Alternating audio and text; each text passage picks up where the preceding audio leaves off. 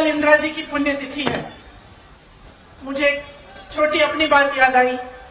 मैं 12 साल की थी। उस दिन सुबह 9 बजे 8 बजे मैं स्कूल जा रही थी, तो हम लोग इकट्ठे रहते थे। दादी के पास गई। स्कूल में एक प्रतियोगिता थी, उसके लिए मैंने दादी का एक झोला रखती थी, मैंने उनका झोला मांगा। नाटक की प्रतियोगिता थी। झोला मांगा दादी से और उनको प्यार से ऐसे पकड़ के बाय बाय बोल के स्कूल चली गई। तकरीबन 2 घंटे बाद हमें स्कूल से लेने के लिए सुरक्षा कर्मी आ गए। गाड़ियों में रखा, बिठाया। काफी इतने सारे सुरक्षा कर्मी मैंने जीवन में नहीं देखे थे।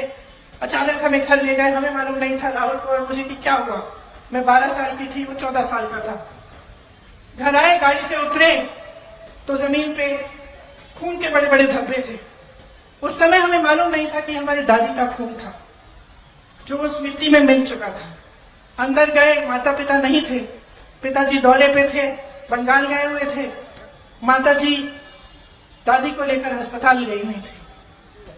जब अंदर गए और पता चला कि दादी की हत्या की गई है, तो एक अजीब सा भय, अजीब सा दुख मन में जागा और ऐसे लगा कि क्या अगले दिन सुबह हो भी सकती है कि हमारी दादी, जो सिर्फ हमारी दादी नहीं थी लेकिन एक महान शख्सियत थी, क्या उनको इस तरह से कोई खत्म भी कर सकता है, और इतनी हिंसा से। और अक्सर मैं सोचती हूं कि इतनी हिंसक घटना घटी हमारे साथ। हमारी दादी मां समान थी हमारी, लेकिन कैसी देशभक्ति की भावना उन्होंने हमारे दिलों में डाली होगी कि 1 सेकंड के लिए, 1 मिनट के लिए हमारी इस देश में आस्था नहीं टूटी।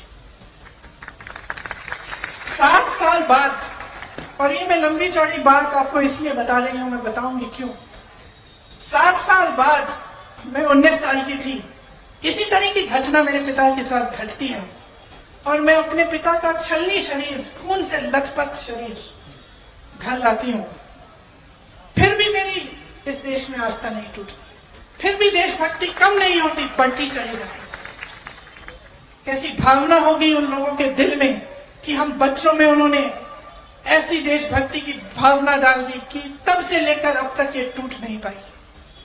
मैं इसलिए ये सारी बातें कह रही हूं क्योंकि जब हम अपनी बीती हुई पीढ़ियों की बात करते हैं, जब हम इंदिरा जी की बात करते हैं, नेहरू जी की बात करते हैं, राजीव जी की बात करते हैं, तो हमारी आलोचना करने वाले एकदम से परिवारवाद की बात उठाते हैं।